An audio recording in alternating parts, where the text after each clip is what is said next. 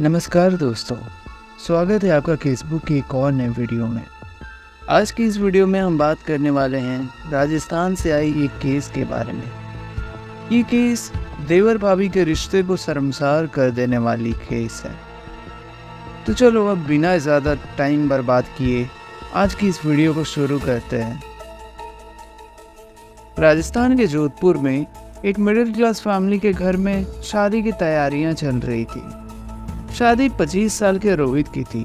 वो मुंबई की एक कंपनी में काम किया करता था। रोहित की शादी राजस्थान की एक लड़की रानी से उसके घर वालों ने तय कर दिया था। रोहित इस शादी से वैसे तो काफ़ी खुश था, मगर यही शादी उसकी लाइफ की सबसे बड़ी गलती साबित होने वाली थी। शादी तो अच्छे से संपन्न हुई, मगर शादी संपन्न होने के कुछ ही दिनों बाद रोहित काम पे अपने घर मुंबई वापस चला गया, लेकिन रानी को यहीं छोड़ गया। ये बात रानी को कुछ खास पसंद नहीं आई, क्योंकि उसे मुंबई जाना था। मगर रोहित की इतनी आमदनी नहीं थी कि वो अपनी वाइफ को भी मुंबई ले जा सके। धीरे धीरे समय बीतता गया। रोहित को राजस्थान आने का समय ही नहीं मिलता, और उधर रोहित की वाइफ उसके इंतजार में तड़प रही थी। रोहित का एक भाई भी था जिसका नाम रवि था। रवि अपनी भाभी को काफी दिनों से उदास देख रहा था। उससे रहा नहीं गया और वो अपनी भाभी के पास गया और पूछा, भैया की याद आ रही है ना भाभी? भाभी रवि की ये बात सुन काफी इमोशनल हो गई और रोते हुए बोली, तुम्हारे भैया को मेरी याद ही नहीं आती। वो तो मुझे बिल्कुल भूल ही गया है। अगर उन्हें मैं याद रहती तो क्या वो एक बार भी घर नहीं आते या मुझे वहां नहीं बुलाते? कुछ वक्त वहीं बैठकर रवि ने अपनी भाभी को सांत्वना दिया।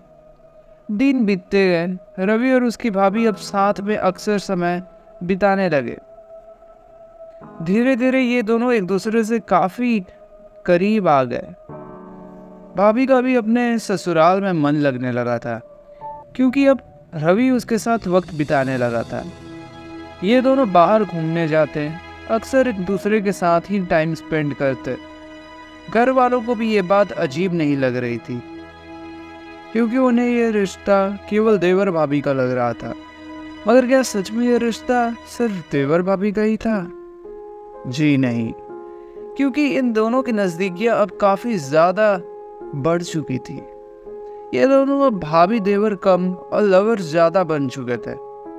एक दिन सारे घर वाले किसी काम से मध्य प्रदेश अपने रिश्तेदार के घर गए थे, मगर रवि और रानी कुछ बहाना बनाकर घर में ही रुक जाते हैं। अब घर में कोई नहीं था सिवाय रवि और रानी के। रवि और रानी ने भी इस मौके का फायदा उठाया और बेडरूम की तरफ बढ़ गए। बेडरूम में जाने के बाद इन दोनों ने संबंध बनाना शुरू कर दिया। जी हाँ, रवि अपनी ही भाभी के साथ संबंध बना रहा था, और रानी भी पता नहीं कितनी ही अकेली पड़ गई थी कि उसे अपने ही देवर के साथ संबंध बनाना पड़ गया। खैर, इन दोनों ने संबंध बनाने के बीच अचानक से रोहित मुंबई से अपने घर आ जाता है। रोहित मुंबई से वापस अपनी वाइफ की शिकायत दूर करने और उसे सरप्राइज देने आया था, क्योंकि रानी अक्सर रोहित से फोन पर शिकायत किया करती थी कि आप तो मुझे भूल ही गए हो, घर भी नहीं आते। मगर रोहित रानी को क्या सरप्राइज देता, रानी ने ही रोहित को सरप्राइज दे दिया, और वो भी ऐसा सरप्राइज जिसकी कल्पना उसने सपने में भी नहीं की थी। रोहित की आंखों के सामने उसका सगा भाई और बीवी संबंध बना रहे थे। ये देख रोहित के हाथों से सामान छूट गया। वो वही जमीन पर बैठ गया। रवि और रानी को कुछ समझ ही नहीं आ रहा था कि अब आखिर करे तो करे क्या।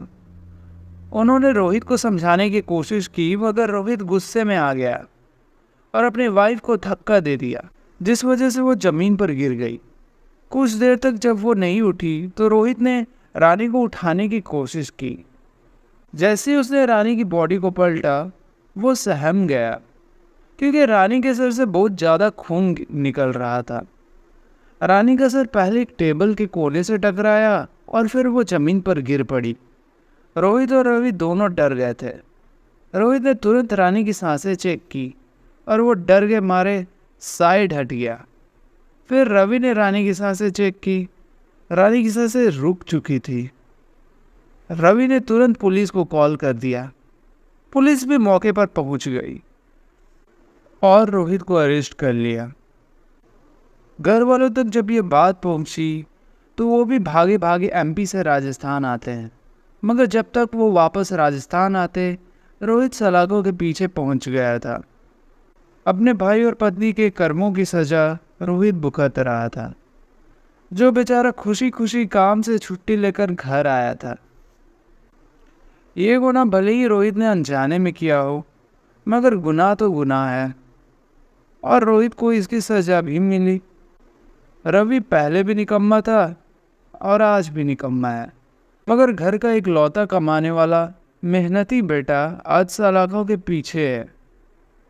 एक ही झटके में रोहित की पूरी जिंदगी बर्बाद हो गई।